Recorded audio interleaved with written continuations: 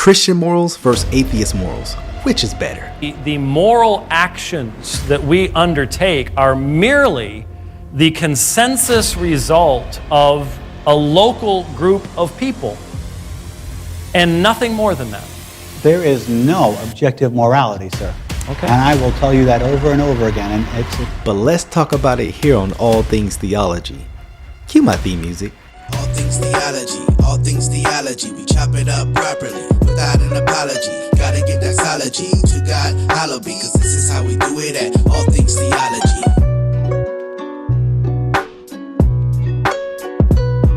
Yo, grace and peace. Welcome back to an episode of All Things Theology, where this is your host, K-Dub. Today, we're going to be talking about a Christian and atheist debate. One of my favorites between James White and David Silverman. This debate happened, 9 years ago, but it's a good one to learn from. I'm going to put in the description. You can watch at your leisure.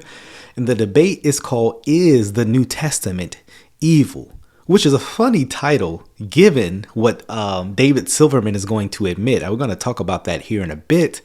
But I love apologetics. I love debates. I think they could be helpful and encouraging. I have been encouraged and edified numerous times listening to debates. I enjoy James White debates because typically he sticks to the issue. Every time I've watched, he stuck to the issue, and he seeks to be biblically grounded. And so definitely one of my favorite apologists. I think you'll enjoy this as well. So let's get into, we're going to look at two cross-examination periods, both by James White. Again, if you want to see the rest of this debate, it'll be in the description below. So let's start and check it out.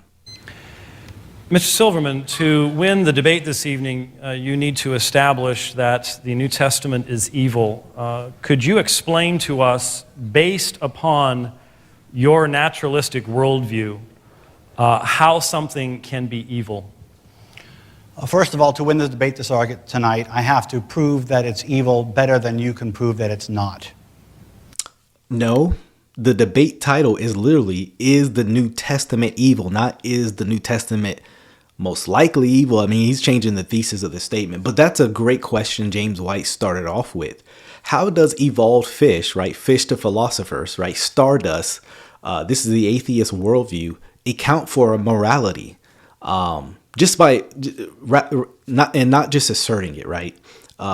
As has been said, what is your grounds or justification for your moral claim or even your truth claim in itself? Now, David Silverman is going to make a fascinating admission in this debate. So let's continue. How can I explain something that is evil? Is that evil is a judgment call based on our current morality. You and I are humans. We are thinking humans, and evil is a human concept. What some religions do, and Christianity does this, is that it takes human morality and it defends it by adding a mythology to it, thereby strengthening the human morality. I should say, giving the credit for that morality, for those judgment calls, to a book so that they're not questioned. You just said that evil is a judgment call based upon current morality. Current morality amongst whom? Current morality among living humans. Yeah, so according to David Silverman, it constantly changes, right? So there is no objective morality. And just in case you think I'm strawmanning, just keep listening. There, in the atheist worldview, especially David Silverman, there is no, this is absolutely wrong. There are no oughts. There is no, I forget the atheist at the moment, Richard Dawkins, yes. As Richard Dawkins says, there is no such thing as good or evil, only blind, pitiful indifference, right? There is no you should do this or you should not do this in atheism. Now, do they live that way? Absolutely not, right? So he says, hey, look, pretty much morality is evolving and changing. So, I mean, all the ethics in the past, he would actually have to argue, according to his worldview, they weren't doing anything wrong at that time period. We just kind of do things differently now. That's why I say morality is like the flavor of ice cream for atheists. You can't say one is actually wrong. You just don't like it, right? All living humans? No. living humans in this area. It changes. Morality is a relative statement. So, there's absolutely no question about it. So morality. So I'm sorry to be pausing a bit, but the debate actually makes no sense with this statement because is the New Testament evil? And he can't say it is. He can just say it relatively, subjectively, but not it is, because that's an absolute claim. Morality changes based upon where you live. And when you live. And when you live. Yes. Right?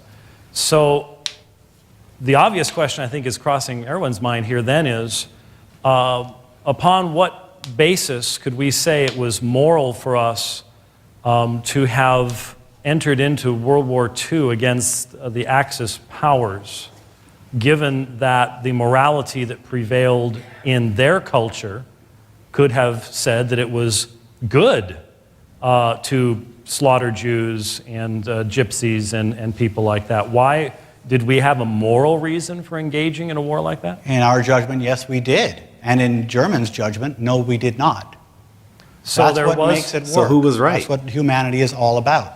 So those people gave their lives based upon just a moral judgment made in one particular area that wasn't necessarily true someplace else. Yes, absolutely. Because people make their moral judgments based on the information that's available to them at the time. Just like slavery used to be moral here in the United States, and it used to be supported by the New and the Old Testament. I want you to hear something he actually said. Slavery used to be moral. So according to him, people trying to end that injustice, he can't even call it an injustice, is actually evil. He's the one arguing slavery was moral. Now, James White's going to have a good response to his alleged claim that the Bible supports transatlantic slavery. I mean, the Bible literally says don't steal humans, right? But again, let's listen to this. I thought James had some good responses to it. But now we all know that slavery is an intolerable, immoral thing. So you're actually asserting that the laws on slavery in the Old Testament had something to do with the American form of slavery? I am saying that the New Testament and the Old Testament were both used to support slavery among Christians in America. But you recognize that a written document can be used to support almost anything as long as you don't worry about its context, right? A written document, in fact, the Bible can be used to support anything at all. Anything at all you can support with the Bible, yes. That's absurd. By ignoring its context or in its context?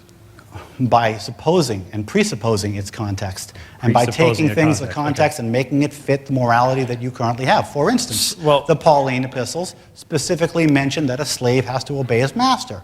That, if taken into the context, can be used to support slavery. This is not a justification for slavery. This is a justification for Christianity not to be some kind of anarchy religion that is just going around just upsetting the time of the day, right? So Paul essentially creating order. Not that slavery was just. I mean, he said, hey, if you can get your freedom, go get your freedom, right? But rather, we want to live quiet, submissive lives. That's the life of a Christian. Paul wasn't arguing, what they're doing, beating you, that's fine. Yeah, some like context is never done too well by atheists. But you would agree, I would hope, that we should interpret any text like that within the original context in which it was written, right? If we interpret it, we are subjecting it to our own thoughts, and we are taking our own morality and reading it into the Bible.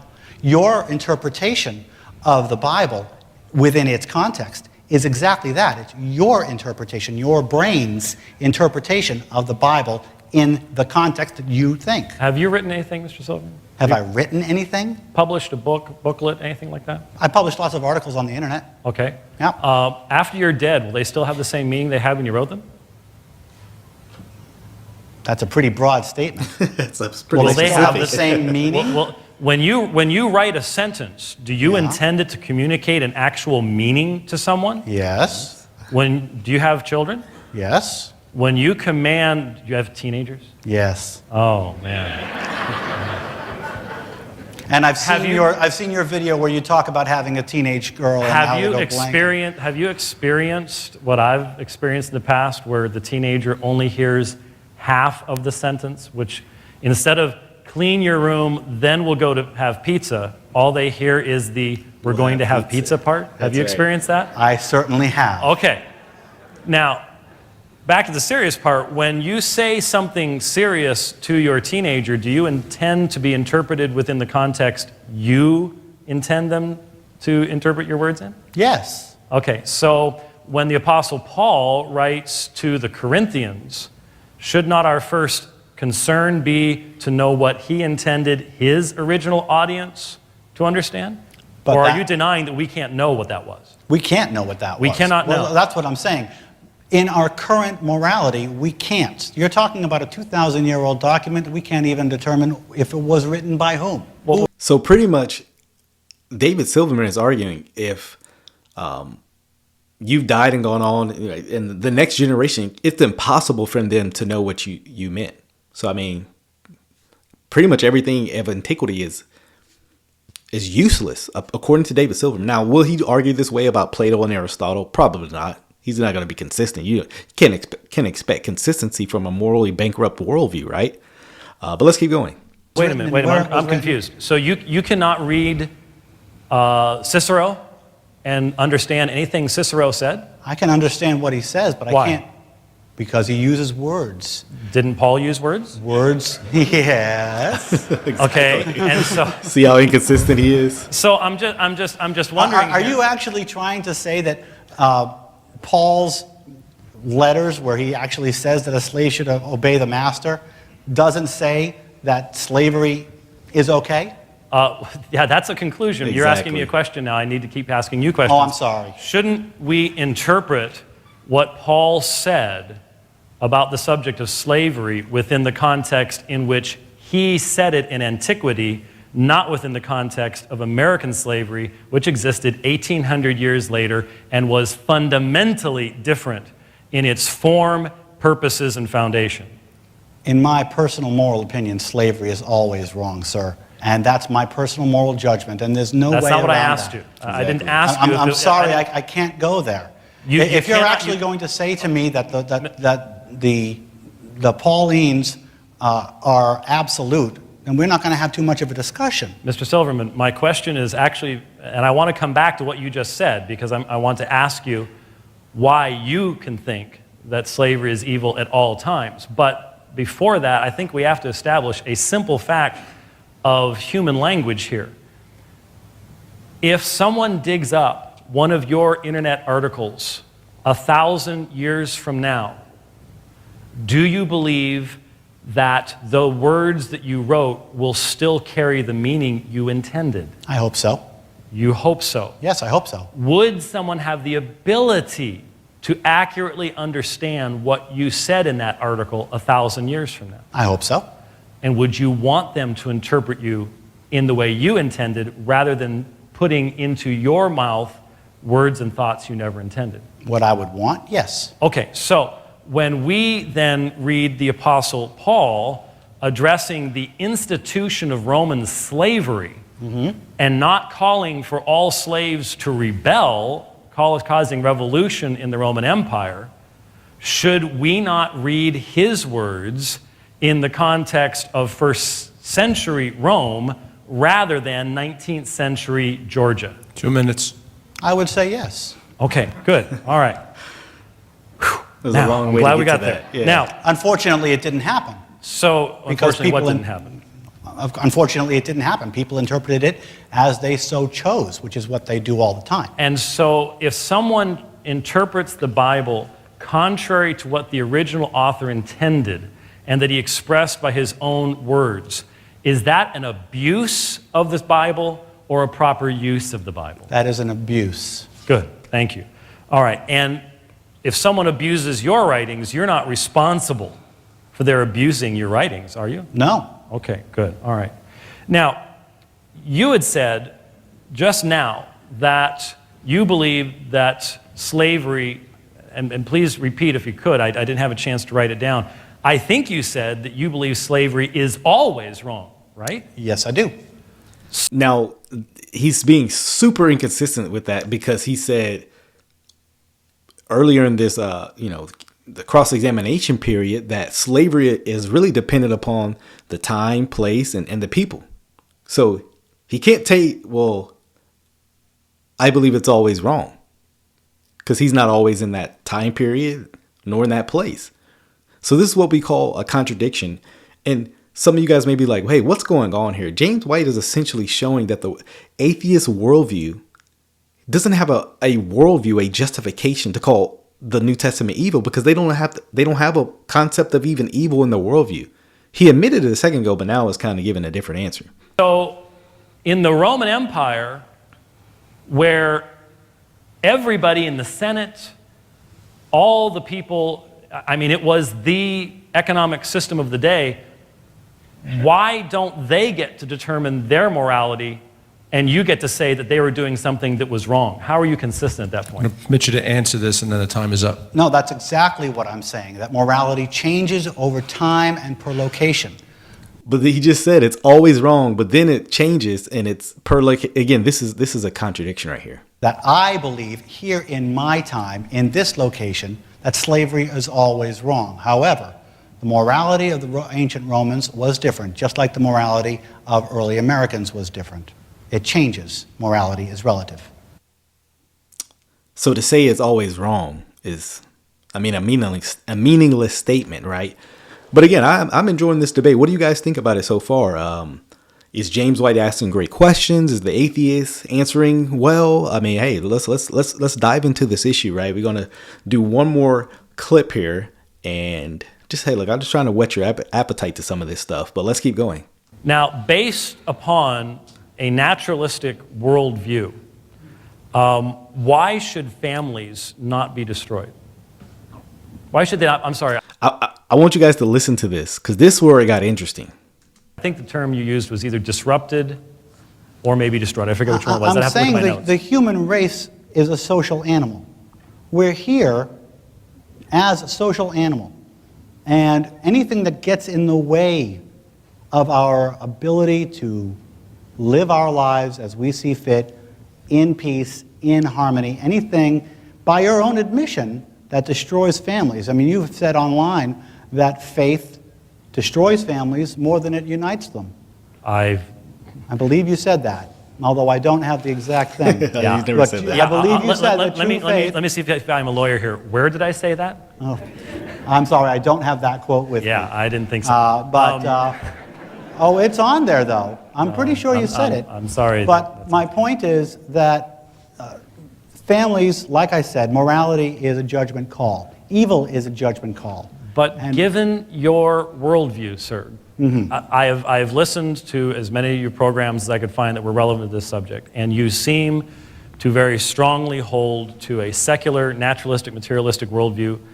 We got here by neo-Darwinian micromutational evolutionary process, yes? Yes. All right. Now, could you explain how your worldview gives rise to your conclusion? Let me back up. Hold that thought for a moment. Let me ask this. What's a family? That's a judgment call in and of itself. So notice, even for this, a family can't even be defined. And just in case you think, oh, okay, how does this look practically? Watch the next series of questions. That's a judgment call. So is one man and 10 women a family? That's a judgment call in and of itself. Is one woman and her chihuahua a family? No. Why not? Because I would say no. You know what? Not? But if you ask that woman, she might say yes, that chihuahua is part of her family. He can't even stick strong to his definitive answers, right? Okay. What if this woman had been abused by others and this was the only living creature that she had ever found that did not abuse her? That's a family, wouldn't it be? From what you just said? I think it would be, yeah. Okay. So how do we even define destruction or disruption of the family, given that you can't tell us what a family is? I can tell you what a family is, but it's my interpretation of what a family is. It's not objective. My interpretation of a family is people who live together in harmony. Hopefully in harmony. You're married? Somebody in harmony. You're married and have kids, right? I'm married, I have a child. We're Okay. a family. My father-in-law also lives with us. He's part of the family. My dog lives with us. He's part of the family. Would your wife think that it was appropriate for you to define your family as you and two women? No. Exactly. Exactly.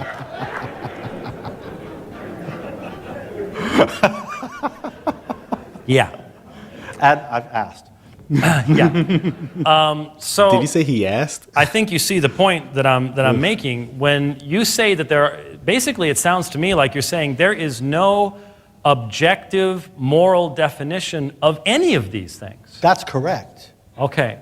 So all of the moral actions that we undertake are merely the consensus result of a local group of people and nothing more than that. There is no objective morality, sir. Okay. And I will tell you that over and over again. And it's Essentially, what David Silverman is arguing is an act is neither good or bad, good or evil. Society determines that. And whether they're wrong or right, I mean, who cares? It's their judgment call. So to even argue that is the New Testament evil is meaningless in his worldview because it doesn't actually mean anything inherently. It doesn't have any inherent meaning to call it evil. I mean, it's silly putty, right? It's it doesn't actually mean anything. It's just okay, whatever. So what? When you stand at the gates of Auschwitz, Listen to this. all you can say is, "For me, this was bad." Yep. Thank you. So terrible. But this is what subjective morality is. I mean, you can't actually say an act is good or bad. Again, it's just their own fallible opinion. But this is why I believe the Christian worldview is superior. It actually has a basis to make a claim, right? And again, I want to do some more things on apologetics on this channel to demonstrate the superiority of the Christian worldview over and against the atheist worldview. When atheists claim God is evil, they're not being consistent with their worldview. When they claim anything is actually evil, or even good for that matter, they're not being consistent with their worldview. So I hope you learned something. I want to dive deeper into this subject later, but hope you learned something. Hope it was valuable and good to you. Actually good, objectively, absolutely. Till the next time, grace and peace. Yo, grace and peace. Thank you for watching another episode of All Things Theology. If you enjoyed what you heard today, go on and give me a like. Subscribe to the channel. Hit that notification bell.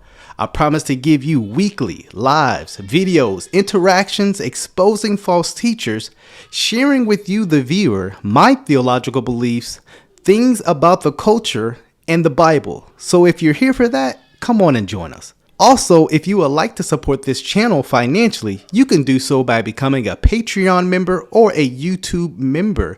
Links are in the description below. You can see content before it drops. You can also have Q&A sessions with also other Patreon members, YouTube members as well. So if you would like that, hit the description link in below.